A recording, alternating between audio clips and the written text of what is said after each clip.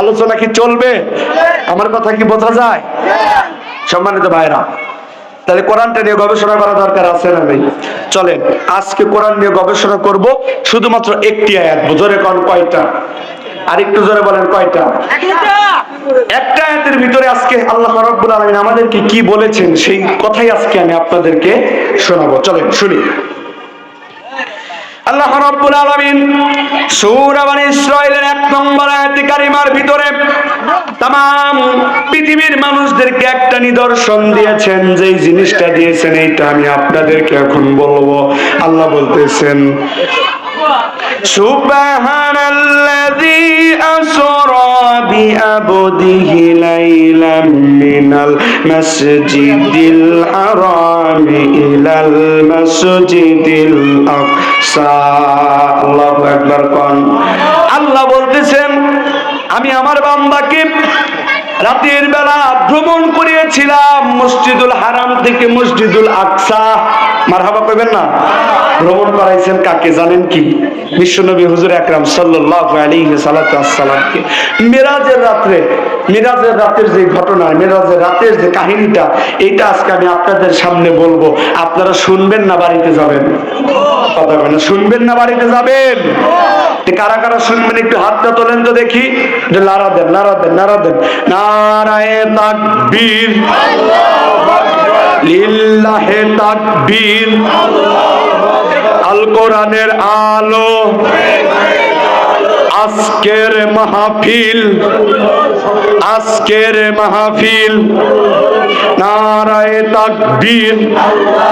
রাসূল সাল্লাল্লাহু আলাইহি ওয়াসাল্লামের মিরাজের যে ঘটনাটা আল্লাহ রাব্বুল আলামিন সূরা বনী ইসরাঈলের 1 নম্বর আয়াতের ভিতরে, 2 নম্বর আয়াত, 1 নম্বর আয়াতের ভিতরে तमाम পৃথিবীর মানুষদেরকে যে সঠিক তথ্যটা দিয়েছে মিরাজ সম্পর্কে, আমাদের অনেকেরই ভুল ধারণা আছে। অনেকেই বলে মিরাজ থেকে যখন রাসূলুল্লাহ সাল্লাল্লাহু আলাইহি ওয়াসাল্লাম আসলেন, তখন তিনি এসে দেখলেন যে তার বিছানাটা এখনো গরম আছে। আছে না নাই?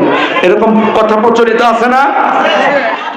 আরো বলেন রাসূলুল্লাহ সাল্লাল্লাহু আলাইহি ওয়াসাল্লাম যে পানি দিয়ে ওযু করেছিলেন, ওই পানিটা তিনি মিরাজ থেকে এসে দেখেন এখনো গড়তেছে। এমন ভুল ধারণা আছে না নাই? কিন্তু কোরআন এবং হাদিস দিয়ে যদি আপনি গবেষণা করেন, প্রায় 50 জন সাহাবিয়ানে کرام এই মিরাজ সম্পর্কে হাদিস বর্ণনা করেছেন। মিরাজ হলো বিস্তারিত আলোচনা হয়, কিন্তু মিরাজ নিয়ে আলোচনা করতে গেলে ঘন্টার পর ঘন্টা লেগে যাবে, মিরাজের আলোচনা শেষ হবে না। তাই আমি আপনাদের সামনে যে 3-4 ঘন্টা পড়াশোনা করেছি, এইখান থেকে সামান্য 30 মিনিট আমি আপনাদের সামনে কথা বলবো, আপনারা শুনবেন ইনশাআল্লাহ। এখান থেকে আজকে আপনারা শিক্ষা নেবেন, মিরাজ সম্পর্কে যত আমাদের ভুল ধারণাগুলি ছিল, এই ভুল ধারণাগুলি যেন ভেঙে যায় ইনশাআল্লাহ। মিরাজের রাতে রাসূলুল্লাহ সাল্লাল্লাহু আলাইহি সাল্লামের জীবনে ঘটে যাওয়া সকল বিস্ময়কর ঘটনাবলী, অর্থাৎ আশ্চর্য ঘটনাবলীর ভিতরে মিরাজ হলো একটা ঘটনা। মিরাজটা শুধু আল্লাহ রাসূল সাল্লাল্লাহু আলাইহি ওয়াসাল্লামের জীবনেই ঘটেছে, পৃথিবীর আর কোন নবী রাসূলের জীবনে মিরাজটা ঘটে নাই। মারহাবা কইবেন না? তার মানে এখান থেকে বোঝা গেল আমার নবী আপনার নবী শ্রেষ্ঠ নবী, ঠিক কিনা কোন? যেই নবী সারাটা জীবন উম্মতের জন্য কেঁদে গেছেন, উম্মতি উম্মতি বলে আল্লাহর কাছে বলেছেন, ধর্ণা ধরেছেন, আল্লাহ আমার তো সব ঠিক আছে, আমার উম্মতের কি হবে, আমার গুনাহগার উম্মতের কি হবে? এই নবীর জীবনী থেকে আমাদের আলোচনা শোনা সম্ভব, এই নবীর জীবনী থেকে আলোচনা করা দরকার আছে না নাই? কিন্তু আজকে অনেক কাফেররে দেখবেন, অনেক বেঈমানরে দেখবেন যারা নবীকে কটূক্তি করে, আছে না নাই? এমন অনেক মানুষ আছে যারা নবীরে গালি দিয়া বসে, আছে না নাই? এদের চিন্তা ভাবনা এত নোংরা, এরা এতটুকু ছোট মনের অধিকারী, যার কারণে আল্লাহর নবীর শান তাদের চোখে ধরে। কারণ ওদের অন্তরের ভিতরে তো মোহর লাগানো আছে, ওদের অন্তরটা কানা করে দিয়েছেন কে? হেদায়েত কি আমার আর আপনার হাতে, নাকি হেদায়েত কার হাতে বলেন তো দেখি? আল্লাহ রাসূল সাল্লাল্লাহু আলাইহি সাল্লাম দোয়া করেছিলেন 2 জনের জন্য, বলেন কয়জনের জন্য? এক হলো ওমর আর এক হলো আবু জাহিল্লাহ। দোয়া কবুল হয়েছে ওমরের জন্য। আর এমন দোয়া কবুল হয়েছে ওমর, আল্লাহর নবী বলেছেন যে আমার পরে যদি কোনো নবী হতো সেইটা হতো ওমর। মারহাবা পান। আর আবুল হেকেম জ্ঞানের অধিকারী হয়ে গেল আবু জেহেল। তার মানে এখান থেকেও বোঝা গেল কোরআনটা যে মানবে, কোরআনটা যে পড়বে, কোরআনটা যে ফলো করবে, কোরআনটা যে তার রান্নাঘর থেকে নিয়ে পার্লামেন্ট পর্যন্ত পালন করবে, সেই হবে জ্ঞানী। কথা কয় না? সেই হবে পৃথিবীর বুকে শ্রেষ্ঠ জ্ঞানী, ঠিক কিনা আমার ভাইরা? তাহলে মেরাজের আলোচনা আপনারা শুনবেন ভাইরা আমার। আর কোন এদিক সেদিক কথা নয়, সামান্য আপনাদের সামনে আমি কিছুক্ষণ কথা বলবো, শুনে নেন। মেরাজ আল্লাহর নবীর জীবনে ঘটে যাওয়া সবচাইতে আশ্চর্য বিষয়। পৃথিবীর কোন নবী রাসূলের এমন ঘটনা ঘটেনি যে মেরাজ সম্পর্কিত এমন কোন ঘটনা ঘটে নাই, শুধু আল্লাহ রাসূলের ক্ষেত্রেই ঘটেছে। মিরাজের ঘটনা কোরআন ও হাদিস বাদে সকল কথা বাতিল বলে গণ্য হবে। মিরাজ বিষয় পবিত্র কোরআনে প্রায় 50 জনের অধিক সাহাবীর দালিলিক আলোচনা করা হয়েছে। 50 জন সাহাবী দলিল দিয়ে দিয়ে কথা বলেছেন মিরাজ সম্পর্কে। দালিলিক আলোচনা করা হবে মিরাজ সম্পর্কে। কোরআনে যা আছে হাদিসে যা আছে এগুলোই যথেষ্ট। বাড়তি যারা বাড়াবাড়ি করবে এগুলো বেদাত করবে। কি করবে? আমরা কোরআন এবং হাদিস থেকেই শুনবো। চলেন, মিরাজ এতটাই বিস্ময়কর, এতটাই আশ্চর্য ঘটনা। আল্লাহ যেখানে বলছেন সুবহানাল্লাযী, সুবহানাল্লাযী ব্যবহার করেছেন, মহাকাশবিদ্যা জ্ঞানহীন ব্যক্তির এই ঘটনায় বিস্মিত হয়েছিল। আল্লাহর নবী যখন মিরাজ থেকে ফিরে আসলেন, মিরাজ থেকে আসার পর যখন মিরাজের ঘটনাগুলি বর্ণনা করতেছিলেন, কাফেরের বাচ্চাগুলো, বেঈমানের বাচ্চাগুলো বললো এগুলো কিভাবে সম্ভব? কার কথা বলো? কিভাবে এগুলো সম্ভব? এগুলো কোনোদিনও সম্ভব না। কারণ মসজিদুল হারাম থেকে মসজিদুল আকসা 765 মাইল দূর।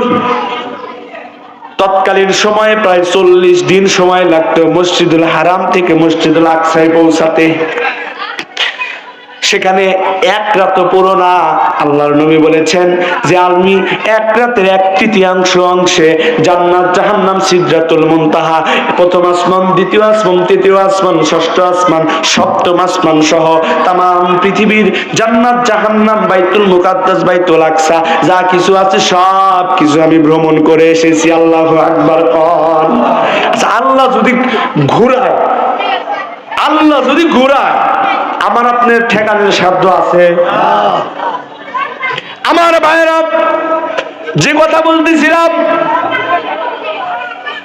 মহাকাশ বিজ্ঞানীরা, কাফের মুশরিকরা বলেছিল, মসজিদে হাসাহাসি করেছিল রাসূল সাল্লাল্লাহু আলাইহি ওয়াসাল্লামকে মিথ্যাবাদী বলছে। কি বলছে?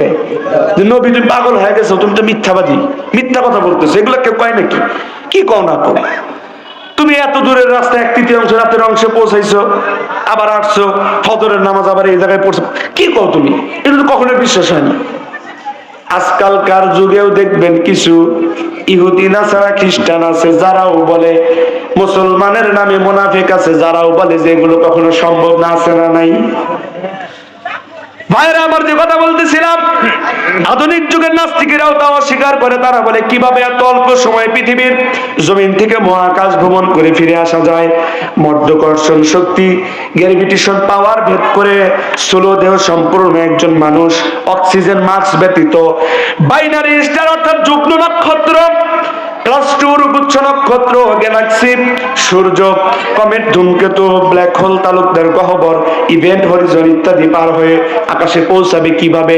মানুষের তো এত দূর পর্যন্ত পৌঁছানোর ক্ষমতা নাই, তার কোনো অক্সিজেন মাস্ক নাই, তার দেহের ভিতরে কোনো নিরাপত্তা বেষ্টিত কোনো পোশাক নাই, তিনি কিছুই পরেন নাই, তাহলে তিনি কিভাবে সম্ভব? কিভাবে তিনি যেতে পারেন? কাফের মুশরিকরা বিশ্বাস করতেছেন না, হাসাহাসি করতেছেন, রাসূলকে মিথ্যাবাদী বলতেছেন।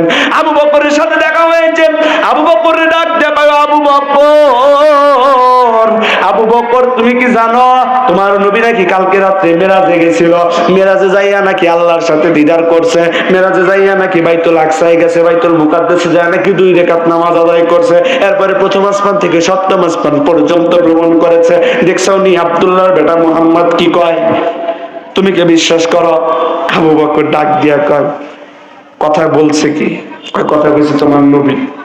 কয় আমার নবী যদি এই কথা বলে আমি আবু বকর এক সেকেন্ডও দেরি করলাম না, আমি আবু বকর বিশ্বাস করে নিলাম। এমন ইমানের অধিকারী আমার আর আপনার হওয়া লাগবে, ঠিক কিনা কর ভাইরা আমার।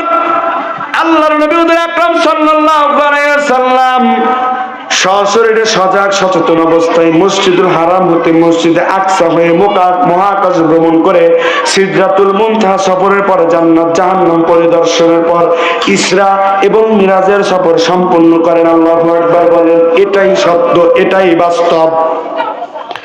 বিশ্বাস স্থাপন করা আবশ্যক। মক্কার মুশরিকদের মতো বিশ্বাস করলে বেঈমান হওয়া ছাড়া কোনো গতি নাই। তাই মিরাজ সম্পর্কে হযরত আবু বকর সিদ্দিকের মতো আমাদের ঈমান ওয়ালা হওয়া লাগবে, ঠিক কি না? আবু বকররে বলছে, আবু বকর যেমন বিশ্বাস করেছে, আমরাও শুনছি, আমরাও পড়ছি, কোরআন হাদিস দেখছি, আমরাও বিশ্বাস করেছি। আল্লাহু আকবার কোন। কেন বিশ্বাস করেছি? কারণ আমার আল্লাহ বলছেন, তাবারাকাল্লাযী বিয়াদিহিল মুলক ওয়া হুয়া আলা কুল্লি শাইইন কাদির। আল্লাহ রাব্বুল আলামিন কয় সূরা মুলুকের 1 নম্বর আয়াত, বান্দা আকাশ বাতাস গ্রহ নক্ষত্র যা কিছু তুমি দেখতেছো তোমার চোখের সামনে, যা কিছু বিদ্যমান প্রত্যেকটা কিছু আমি আল্লাহর সৃষ্টি। কারণ আমি আল্লাহ সকল ক্ষমতার ঊর্ধ্বে মহাশক্তিশালী। আল্লাহু আকবার পান। এই আয়াতের পরে এই আয়াতটা নিয়ে যখন গবেষণা শুরু করলাম, তাইলে কি আল্লাহ রাব্বুল আলামিন পারে না এমন কিছু আছে? কথা কয় না, আছে? আমার গলায় সমস্যা ভাই, আপনাদের কি বুঝতে কষ্ট হয়? গলাটা যদি আজকে ভালো থাকতো, আজকে কেমনি কি করা লাগবে আমি দেখতাম, কিন্তু আমি গলায় পারতেছি না। আমার আপনাদের কি কথা বুঝতে অসুবিধা হচ্ছে? ভাইরা আমার, যে কথা বলতেছিলাম, নবুয়তের 10ম সনে শিবে আবু তালিব বন্দিশালা থেকে, অর্থাৎ মিরাজের ঘটনার আগে যেই প্রেক্ষাপটটা আমি আপনাদের বলতেছি, মিরাজটা এমনি সংগঠিত হয় নাই। আল্লাহ যখন দেখলেন এবার আমার বন্ধুর সাথে দেখা করা দরকার, এবার আমার হাবিবের সাথে একটু কথা বলা দরকার, তাই সামনাসামনি জিব্রাইলের মাধ্যমে আর কোনো মিটিং করব না, দুধের মাধ্যমে আর কোনো মিটিং করব না। এবার যা মিটিং করব আমি এবং বাদশাহ নবী একসাথে বসে মিটিং করব। আল্লাহু আকবার কোন। আল্লাহ রাব্বুল আলামিনের নবীর যখন খারাপ সময় যাচ্ছিল, নবুয়তের 10ম সনে কোন তাফসীরগণ বলেছেন নবুয়তের 7ম সনে শিবে আবু তালিব বন্দিশালা থেকে, অর্থাৎ রাসূলুল্লাহ সাল্লাল্লাহু আলাইহি ওয়াসাল্লাম জেল খেটেছেন কয় বছর? কথা পায় না, কয় বছর? জোরে কোন, কয় বছর? রাসূল সাল্লাল্লাহু আলাইহি ওয়াসাল্লাম জেল খেটেছে 3 বছর। কেন জেল খেটেছে? কারণ এই জন্যই জেল খেটেছে, রাসূল সাল্লাল্লাহু আলাইহি ওয়াসাল্লাম এক আল্লাহর উপর ঈমান এনেছিলেন। কাফের মুশরিক বেঈমানদেরকে বলেছিলেন আল্লাহ ব্যতীত কোনো ইলাহ নাই, এই জন্যই জেল খেটেছিলেন। কথা কয় না। নাকি রাসূলুল্লাহ সাল্লাল্লাহু আলাইহি ওয়াসাল্লামের কোনো অপরাধ ছিল? অপরাধ ছিল। কিসের জন্য রাসূল জেল খাটলেন? এই কারণেই তো জেল খাটলেন যে মুহাম্মদ বাপ দাদার ধর্মের মুখে চুলকালি লাগাইয়া আল্লাহর ধর্ম প্রচার করে, এই জন্যই তো। কথা পায় না, জেল খাটলেন। রাসূলুল্লাহ সাল্লাল্লাহু আলাইহি ওয়াসাল্লামের সময়টা ভালো যাচ্ছিল না। মুক্তি লাভ করার পর 3 বছর পর মুক্তি লাভ করলেন। মক্কায় দাওয়াতি কাজের কোনো পরিবেশ নাই। রাসূল জেলে, সমস্ত সাহাবে ইকরামদের উপরে তুমুল নির্যাতন চালানো হচ্ছে। রাসূল সাল্লাল্লাহু আলাইহি ওয়াসাল্লামের দাওয়াতি কাজের কোনো পরিবেশ নাই। কিন্তু আবু তালেব অর্থাৎ রাসূলের চাচা, মারহাবা কোন, বাপের পরে অধিকার কার? একটু জোরে কোন, বাপের পরে অধিকার কার? বাপ যখন সন্তানকে লিড দেয়, এলাকার যত বড় মাতুব্বর হয়, সন্তান কিন্তু মানে না, আমার বাপে কইছে। কথা কয় না। বাপের পরে লিড দিছে চাচায়, মারহাবা কোন। চাচা কি ইমানদার না বেঈমান? বেঈমান কি?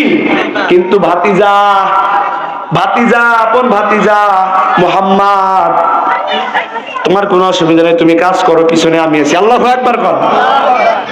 আবু তালিব যখন লিড দেওয়া শুরু করলো, বেশি দিন আর লিড দিতে পারলেন না। 6 মাসের মধ্যে আবু তালিব ইন্তেকাল করলেন। এবার একজন ছেলে মানুষ, ঘরের স্ত্রীটা যদি ভালো হয়, তাহলে ছেলে মানুষটা সারাদিন যদি বাইরে যতই অত্যাচার নিপীড়ন নির্যাতন সহ্য করুক, কামাই রুজি রোজগার করুক, কিন্তু ঘরের স্ত্রীটা যদি ভালো হয় তাহলে ছেলে মানুষ ঘরে যায় শান্তি পায়, ঠিক কিনা? মাজান খাদিজাতুল কুবরা রাদিয়াল্লাহু তাআলা আনহা ডাক দিয়া বলে, নবী গো, আপনার কোনো টেনশন নাই, আপনার কোনো ভয় নাই। ও নবীজি, আপনার কোনো টেনশন নাই, আপনার কোনো ভয় নাই, আমি তো আছি। মারহাবা। আমার ভাইয়েরা, যে কথা বলতেছিলাম সামান্য একটু আপনাদেরকে আরেকটু বোঝায় দেই। তাইলে আমাদের আলোচনা ছিল হযরতে খাদিজার কাছে, মনে আছে? কথা কয় না, মনে আছে? আমার ভাই, আমার ভাইরা, খাদিজার কাছে ছিল আমাদের ওয়াজ, ঠিক কিনা? খাদিজা ডাক দিয়া বলে, নবীজি, আপনার কোনো টেনশন নাই, আমি আপনার স্ত্রী আপনার সাথে আছি, আপনার কোনো ভয় নাই, আপনি কোরআনের দাওয়াত দিবেন দিবেন দিবেন। আল্লাহু আকবার কোন। আল্লাহর নবী একটু খুশি হলো। খুশি হওয়ার পর রাসূল সাল্লাল্লাহু আলাইহি ওয়াসাল্লামকে দাওয়াতি কাজে উৎসাহিত করতে থাকলেন। মাত্র 2 মাসের ব্যবধানে হযরতে খাদিজাতুল কুবরা ইন্তেকাল করেন। রাসূল সাল্লাল্লাহু আলাইহি ওয়াসাল্লাম চরম ভাবে ভেঙে পড়লেন। তার মানে স্ত্রীর সুখ ও স্ত্রীর সাপোর্ট আর বেশি দিন টিকলো না। এরপর রাসূল সাল্লাল্লাহু আলাইহি ওয়াসাল্লাম খুবই দুঃখ অনুভব করলেন। মক্কার পরিবেশ সম্পূর্ণ প্রতিকূল হয়ে গেল। কাফেরেরা দারুণ নাদুয়ায় মিটিং করলো। মিটিং করার পর রাসূলুল্লাহ সাল্লাল্লাহু আলাইহি ওয়াসাল্লামকে সিদ্ধান্ত নিল যে রাসূলুল্লাহ সাল্লাল্লাহু আলাইহি ওয়াসাল্লামের কোরআন তেলাওয়াত বন্ধ করা লাগবে, কোরআনের দাওয়াত দেওয়া বন্ধ করা লাগবে, কোরআন পাঠ নিষিদ্ধ করা লাগবে, তেলাওয়াতে বাধা দেওয়া লাগবে। পরিস্থিতি অনুকূলে না থাকা রাসূল সাল্লাল্লাহু আলাইহি ওয়াসাল্লাম তায়েফ ভ্রমণ করেন। আল্লাহু আকবার কোন। কোথায় গেছে? কোথায় গেছে? জোরে কোন। কোথায় গেছে? তায়েফে গেছে। তায়েফে যাইয়া আল্লাহ রাসূল সাল্লাল্লাহু আলাইহি ওয়াসাল্লাম দাওয়াত দেওয়া শুরু করলেন। কাফেরের বাচ্চাগুলো আল্লাহ রাসূল সাল্লাল্লাহু আলাইহি ওয়াসাল্লামের দাওয়াতগুলি শুনলেন না, মানলেন না। রাসূল সাল্লাল্লাহু আলাইহি ওয়াসাল্লাম দাওয়াত দেওয়া যখন শুরু করলেন, কাফেরেরা বলল এই সমস্ত দাওয়াত এখানে চলবে না। এদিকে তাকান, এদিকে তাকান। রাসূল সাল্লাল্লাহু আলাইহি ওয়াসাল্লাম তায়েফের ময়দানে যখন গেলেন, কোনো দাওয়াত নিলেন না। তায়েফবাসীরা রাসূলুল্লাহ সাল্লাল্লাহু আলাইহি ওয়াসাল্লামকে ঢালানো শুরু করলেন, মার দেওয়া শুরু করলেন।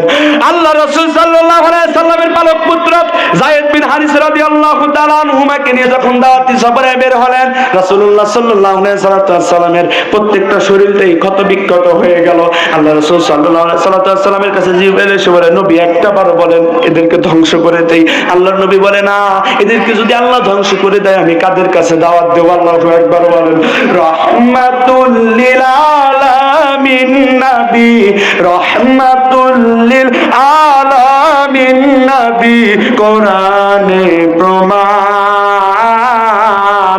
আশিক বিনে কে বুঝিবে আমার দয়াল নবীর শান।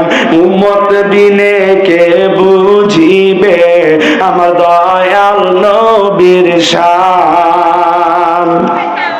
নবী আমার দুনিয়ারি বলবো,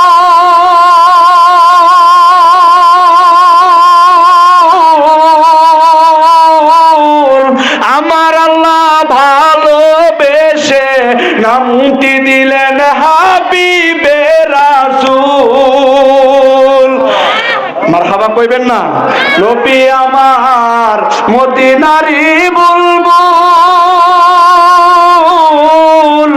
আমার আল্লাহ ভালোবেসে নামটি দিলেন হাবিবে রাসূল। ওই নবীকে ভুল বুঝিলে, ওই নবীকে ভুল বুঝিলে থাকবে না ঈমান। আশিক বিনে কে বুঝিবে আমার দয়াল নবীর শান। উম্মত বিনে কে বুঝিবে আমার দয়াল নবীর শান। মারহাবা কইবেন না? আর একটু জোরে বলেন তো আল্লাহু আকবার। ভাই খারাপ লাগতেছে, খারাপ লাগতেছে। আলোচনা কি চলবে? কতক্ষণ চলবে? হ্যাঁ, সারা রাত। আমার তো ভাইরা, আমার গলা যদি 12টা একটু 2 ঘন্টা 3 ঘন্টা না বললে আমাদের অন্তরের জ্বালা মেটে না। কথা কি বুঝাইতে পারছি? তোমার সম্মানিত হাজিরিন, যে কথা বলতেছি বলবেন। হুজুর চলে আসছেন, তা আপনি সামনে বসবেন না? না না না, আপনি সামনে বসেন। ভাইরা আমার, আলোচনা তো শেষ করতে পারেনি, যেহেতু হুজুর চলে আসছেন। হুজুর যেহেতু আসছেন আলোচনা আর সামনে টানা দরকার নেই, আমি আপনাদের সামান্য একটু, হুজুর 10টা মিনিট কি সময় দেওয়া যায়? আলহামদুলিল্লাহ, ওস্তাদের কাছ থেকে 10টা মিনিট সময় পেয়েছি। আল্লাহু আকবার কোন। আমার ভাইয়েরা, বিশ্বনবী খাদিজাতুল কুবরা রাদিয়াল্লাহু তাআলা আনহুকে বেশি দিন টিকলেন না, 2 মাসের মাথায় তিনি দুনিয়া থেকে বিদায় হয়ে চলে গেল। আল্লাহ নবীর 2জন কন্যা সন্তান জয়নুব সহ কুলসুম না জয়নুব আর একজন 2জন মেয়েকে তালাক দিয়ে বাড়িতে পাঠিয়ে দেওয়া হলো। আল্লাহ রাসূল সাল্লাল্লাহু আলাইহি সাল্লামের মাথায় বড় চাপ। কি হলো? দুনিয়ার সমস্ত কাজকর্ম আল্লাহ রাসূলের ভালো লাগতেছে না, তিনি চিন্তামগ্ন হয়ে গেলেন, বিষণ্ণ হয়ে গেলেন। আল্লাহর নবী একদিন উম্মে হানির ঘরে শুয়ে আছেন। জিবরাইল ডাক দিয়া কয়, নবী চলেন। কই যাব? যাওয়া লাগবে, আসেন। আল্লাহর নবী বের হলেন। এরপরে আল্লাহ রাসূল সাল্লাল্লাহু আলাইহি সাল্লাম জিবরাইলের মাধ্যমে কোন হাদিস গ্রন্থ কোন তাফসীরগণ লিখেছেন যে রাসূল সাল্লাল্লাহু আলাইহি সাল্লামের সিনা চাক করা হয়, জমজমের পানি দিয়ে ধোয়া হয়। কেউ কেউ বলেছেন না, এগুলো কথা ভিত্তিহীন। যাই হোক, আমরা দুইটাই যদি মেনে নিই, দুইটাই যদি না মানি, একটা তো মানা লাগবে। সম্মানিত হাজিরিন, আমরা দুইটাই ধরে নেব, ঠিক কিনা? এরপরে রাসূলুল্লাহ সাল্লাল্লাহু আলাইহি সাল্লামকে মিরাজে নিয়ে যাওয়ার জন্য রওনা হলেন। মিরাজের আগে হয়েছে ইসরা। কি হয়েছে? ইসরা এবং মিরাজ দুই জিনিস। ইসরা হলো আল্লাহ রাসূল সাল্লাল্লাহু আলাইহি সাল্লাম মসজিদুল হারাম থেকে মসজিদুল আকসা পর্যন্ত যখন গেলেন, ওইটাকে বলা হয় ইসরা। এবং মসজিদুল হারাম থেকে ঊর্ধ্বগগন অর্থাৎ মিরাজ, অর্থাৎ ঊর্ধ্বগগন যখন ভ্রমণ করলেন, ওইটাকে বলা হয় মিরাজ। আল্লাহু আকবার বলেন। আল্লাহ রাসূল মিরাজে চলে গেলেন। বিস্তারিত আলোচনা শুরু করে দিলাম। বাইরে আবার মিরাজে যাওয়ার পর প্রথম আসমানে হযরত আদম আলাইহিস সালামের সাথে দেখা। জোরে কোন, কার সাথে? আরো জোরে জোরে কোন, কার সাথে? আদম আমাদের বাবা, কি বলেন? আদম আমাদের কি? আদি পিতা, ঠিক কিনা? আমার ভাইয়েরা, প্রথম আসমানে নবীজি আগমন করলেন। দেখা হয়ে গেল হযরত আদম আলাইহিস সালামের সাথে। জিবরাইল ডাক দেয়, কয় নবী, এটা আপনার আদি পিতা, সালাম দেন। সালাম হলো, কুশল বিনিময় হলো। দ্বিতীয় আসমানে চলে গেলেন। দ্বিতীয় এবং তৃতীয় আসমানে গেলেন। দেখা হয়ে গেল 2 খালাতো ভাই ঈসা আলাইহিস সালাম ও ইয়াহইয়া আলাইহিস সালামের সাথে। তৃতীয় আসমানে দেখা হয়ে গেল হযরত ইউসুফ আলাইহিস সালামের সাথে, হযরত ইদ্রিস আলাইহিস সালামের সাথে। চতুর্থ আসমানে দেখা হয়ে গেল পঞ্চম আসমানে হারুনের সাথে। ষষ্ঠ আসমানে মুসা আলাইহিস সালামের সাথে দেখা হয়ে গেল। এরপর সপ্তম আসমানে সিদরাতুল মুনতাহা বাইতুল মামুরে দেখা হয়ে গেল আমাদের জাতির পিতা হযরত ইব্রাহিম আলাইহিস সালাম। আল্লাহু আকবার কোন। ইব্রাহিম আলাইহিস সালাম বাইতুল মামুরের সাথে হেলান অবস্থায় রয়েছে। বাইতুল মামুর এমন একটা জায়গা, এমন একটা অংশ যেটা কাবা বরাবর আছে, যে জায়গাটায় প্রত্যেকদিন 70,000 ফেরেশতা তওয়াফ করে। আর একদিন যেই ফেরেশতা তওয়াফ করে, ওই ফেরেশতা কিয়ামত পর্যন্ত আর কোনোদিন তওয়াফ করতে পারে না। আল্লাহু আকবার কোন।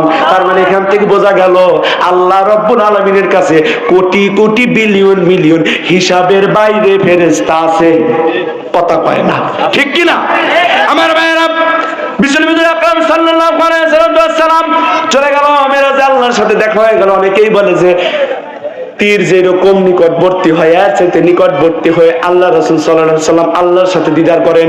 কিন্তু হাদিস এখান থেকে বোঝা যায় এতটুকু কাছে না। আল্লাহ রাসূলকে জিজ্ঞাসা করা হয় যে, আল্লাহ রাসূল সাল্লাল্লাহু আলাইহি ওয়াসাল্লাম, আপনি মিরাজে গিয়ে কি দেখেছেন? তিনি বলেছেন, আমি মিরাজে যে একটা নূর দেখছি, পর্দার আড়ালে একটা নূর দেখছি। এটুকুই সত্যতা। আর এইটার উপরে হাদিসের মত বেশি। আল্লাহু আকবার কোন। আমার ভাইরা, এবার রাসূল সাল্লাল্লাহু আলাইহি ওয়াসাল্লাম আল্লাহ তাকে হাদিয়া দিবেন 3টা। কয়টা? জোরে কোন। মিরাজ সফরে নবীজিকে 3টে হাদিয়া দিয়েছেন। 1 নম্বর হলো 5 ওয়াক্ত নামাজ, 2 নম্বর হলো সূরা বাকারার শেষ 3 আয়াত। এরপরে আল্লাহ রাব্বুল আলামিন নবীকে যে উপহার দিয়েছেন, নবীজি আপনার উম্মতেরা যদি শিরক থেকে বেঁচে থাকে, আপনার উম্মতেরা যাই করুক, আমি আল্লাহ রাব্বুল আলামিন মাফ করে দেব। আল্লাহু আকবার কোন। আমার ভাইয়েরা, বিশ্বনবীকে 50 ওয়াক্ত নামাজ দেওয়া হলো। আসলেন মুসার সাথে দেখা, বলে, নবী, আমি তো এই বনি আদমের কাছে ডিউটি করে আসছি, আমি তো এদের নবী ছিলাম, এরা 50 ওয়াক্ত পারবে না, তার মধ্যে আপনার উম্মত আরো দুর্বল, কমায় নিয়ে আসেন। মারহাবা কোন। আল্লাহর নবী আল্লাহর কাছে রওনা, কমায় নিয়ে আসতে 5 ওয়াক্ত করে কমায় নিয়ে আসতে সুন্দর করে 5 ওয়াক্ত এসে ঠিকছে। বলে, এবারও যান, কমায় নিয়ে আসেন। ভাই আমার লজ্জা লাগে। আল্লাহু আকবার কয় না? লজ্জা লাগে। আমি আল্লাহর সাথে তো কথা বলে আসছি, 5 ওয়াক্ত পারবে। মুসা আলাইহিস সালাম বেস্ট অফ লাক জানালেন, নবী তাইলে 5 ওয়াক্ত দিয়ে শুরু করে দেন। আল্লাহু আকবার বলেন। ওই মদিনা যাওয়ার ইচ্ছা আছে না নাই? কথা কয় না? রাসূলের প্রেমে ওই রাহমাতাল লিল আলামিনের জায়গায় যাওয়া দরকার আছে না নাই? রাসূলের রওজা মুবারকে যাওয়ার ইচ্ছা আছে না নাই? কার কার যাওয়ার ইচ্ছা আছে একটু হাতটা তোলেন, হাতটা তোলেন, হাতটা তোলেন। নারায়ে তাকবীর, লিল্লাহি তাকবীর। ও হাওয়াকন, মদিনা যাওয়ার ইচ্ছা আছে না নাই? আল্লাহ রাব্বুল আলামিন আমাদের সকলকে মদিনা যাওয়ার তৌফিক দান করুক, আমিন কোন। আমার ভাইরা, মিরাজের আলোচনা পরিপূর্ণভাবে বলতে পারলাম না। আল্লাহ রাব্বুল আলামিন যদি আবারও জানপুর কোনোদিন তৌফিক দেয়, আপনাদের সামনে মিরাজের পরিপূর্ণ আলোচনা করব ইনশাআল্লাহ। আপনারা যদি কেউ ওখানে উপস্থিত থাকেন, বলে দেবেন হুজুর এই আলোচনা করতে চাইছিলেন, ওই দিন এই আলোচনা করবো ইনশাআল্লাহ। আপনারা কি কেউ কষ্ট পাইছেন ভাই? আমার কথার দ্বারা যদি আপনাদের কারো খারাপ লেগে থাকে, আমি আল্লাহর রাস্তে আপনাদের কাছে মাপ চাই, আপনারা মাফ করে দিবেন তো ভাই? আর সকলেই আপনাদের ওই পবিত্র জবান থেকে আমার জন্য, পবিত্র জবান থেকে আমার জন্য একটু দোয়া করেন।